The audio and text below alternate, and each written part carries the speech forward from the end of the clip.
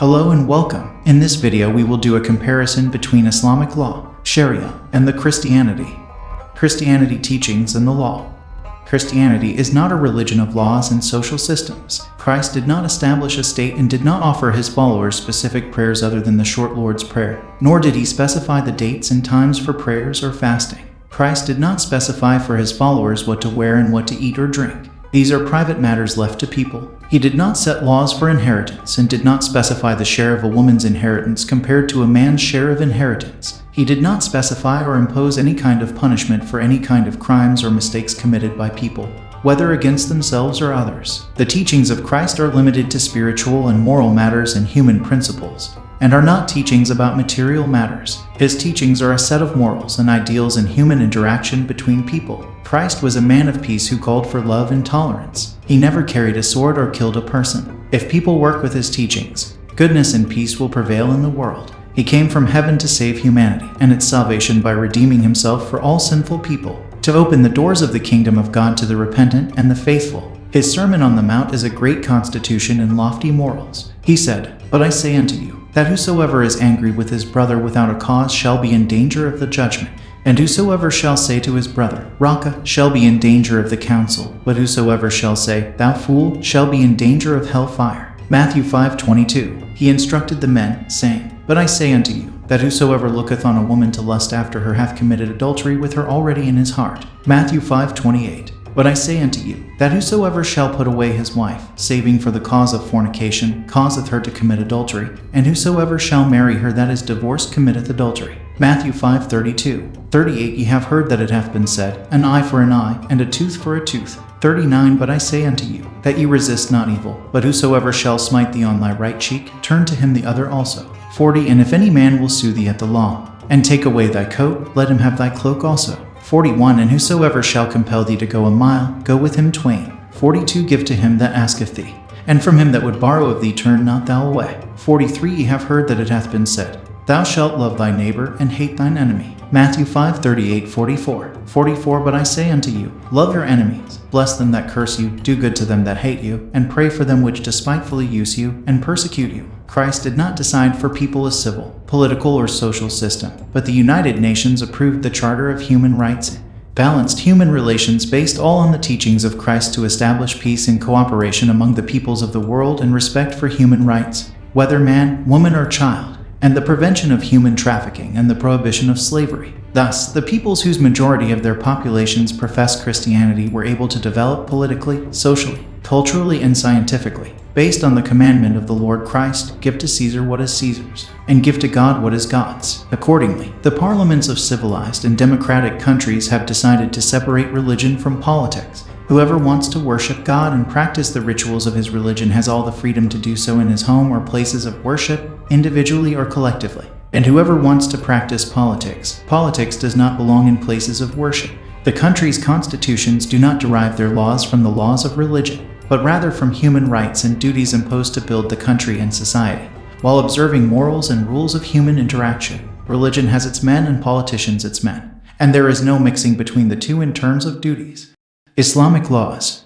Islam is a religious political system that mixes religion with politics and the leadership of society, and the state in times of peace and war. The teachings of Islam, the Quran, the Sunnah, and the Hadiths of the Prophet have contributed to the failure of the Islamic world to catch up with human civilizations, due to adherence to the ancient heritage that is not allowed to evolve with the development of time and society, and the use of Sharia, which has passed more than 1,500 years in enacting the laws of the current time and drawing up the constitutions of Islamic countries. However, development imposes itself on the Sharia, and that is why we see that much of what came in the laws of the Quran has been cancelled or frozen in application in the present time, such as imposing a tax on the people of the book who are the original citizens of the lands that the Muslims occupied and settled in, the killing of polytheists and non-believers in the God of Islam and the Quran has also been abolished under the laws of the United Nations, and the inability of Muslims to implement the verses of the Quran and implementing the verses of conquest and killing to spread Islam, and polygamy and child marriage almost stopped except in rare cases and in rural areas and ignorant tribes far from civilization. Money cannot be given to the author of their hearts to believe in Islam. preventing human trafficking and selling women in slave markets. The law of the Quran abolished the right to possess the right-hand property in the present time, to own slave girls, and to use them for sex. The law of the Quran was abrogated by the rule of an eye for an eye and a tooth for a tooth in Islamic courts, abolishing the punishment of flogging, beheading and stoning. Abolition of the penalty of amputation of the thief's hand in all Islamic courts. Laws from the human condition have been legislated better than what came from the laws of Islam. And for this reason those laws, borders, and laws have been nullified in Islamic and Arab countries because they are not in line with urbanization and development in current societies. This is in relation to the law of the Quran. As for the instructions and commandments of the Prophet of Islam, which he worked hard to lay down for Muslims and applied for many centuries, their time has passed and their application has almost been invalidated except in the few countries that are ruled by religiously strict political Islam, such as Saudi Arabia, Somalia and the Taliban, Afghanistan. The Prophet of Islam intervened in every little thing and a big part of the life of Muslims. He decided nearly 1,500 years ago for the people who followed him what to eat, what to drink, and what to wear, and even how do they think. He commanded Muslims to trim the mustache and lengthen the beard, use toothpicks to brush the teeth, and pluck the hair of the armpits, and he commanded the woman to show only her face and hands. He advised them to take medicine by drinking milk and camel urine, and told them that the wing of a fly contains disease and medicine, and there is nothing wrong with drinking water in which a fly has fallen, because it is healing, and that the black seed has a cure and a cure for all diseases. He advised them to do cupping, as it is an effective treatment for several diseases, and ordered them to use legal ruqyah to treat patients. The Prophet of Islam has laid down instructions that no Muslim dares to challenge publicly, despite their uselessness for people in the present time. Develop laws for them to run the country's affairs in times of peace and war, and he intervened in daily life and the special relationship between a man and his wife, even in the bedrooms. So he gave instructions on how to cohabit with the wife during the days of menstruation and postpartum, and specified the period of breastfeeding the young child, and abolished adoption, and determined the number of wives for each man, and granted the right to own slaves and the king of oaths and slaves, and men have the right to cohabitation with the king of the right hand, and to marry female slaves cohabitation with husbands. He also established a law for a divorced woman to marry a stranger so that he can taste her honey and she taste his honey if she wants to return to her ex-husband who divorced her, in order to preserve her children and the bond of her family before the divorce, and she is the one who pays the price for the husband's mistake. The Prophet of Islam also specified how a Muslim should enter the sanitary facilities with his right or left foot. He commanded the Muslims to seek refuge from Satan and to recite the Basmala before having sex with the wife, so that Satan would not join the man in sleeping with her. He taught Muslims how and with what a Muslim should wipe after defecation, and commanded them to repeat ablution and prayer if wind came out of the worshipper from his anus during prayer. It is not permissible for a woman to leave her house except with her husband or a mahram or with his permission. He also commanded that a woman breastfeed an adult man if she wanted him to enter upon her and become her mahram.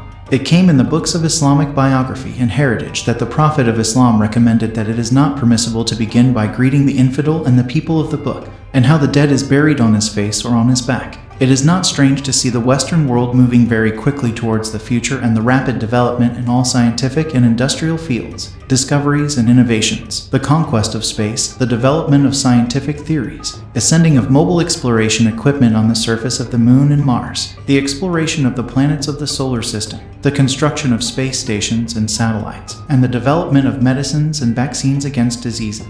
The Western world has explored the unknowns of space and the depths of the seas and oceans and presented the results of its research and scientific innovations on a silver platter to the Islamic world, which is waiting for what the West invents to benefit the believing Muslim. The doors of scientific universities in the countries of disbelief have been opened for Muslims to draw from science and knowledge as they please. Western countries opened their doors to receive Muslim refugees to live in safety, peace, and freedom after they fled their persecuting countries. While we see hundreds of millions of Muslims in their Islamic countries going to universities, schools, and religious seminaries to learn the science of theology, the abrogated and the abrogated, the killing of the apostate from his religion, the hatred of non-Muslims because they are superior, how to wash hands and feet before prayer, and how the worshipper stands during prayer with his hands crossed or let them go. Until now, Sunni and Shiite Muslims do not agree on the day of Eid or fasting for the month of Ramadan. Rather, they deliberately differ in seeing the crescent, even though they live in one city. These interferences in the daily life of Muslims due to prophetic commandments and instructions that time devoured for them are the reason for the backwardness of Muslims scientifically, culturally, and socially.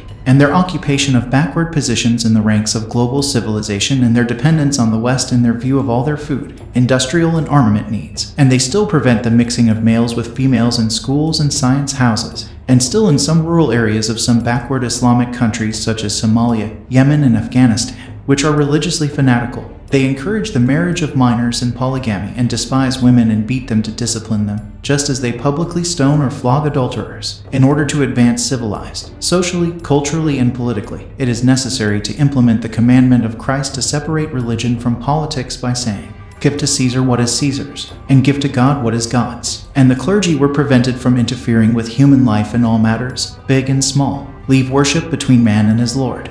I hope you liked the video. If so, like and subscribe and share it. Do not forget to comment. We appreciate your comments and your opinions. God bless you.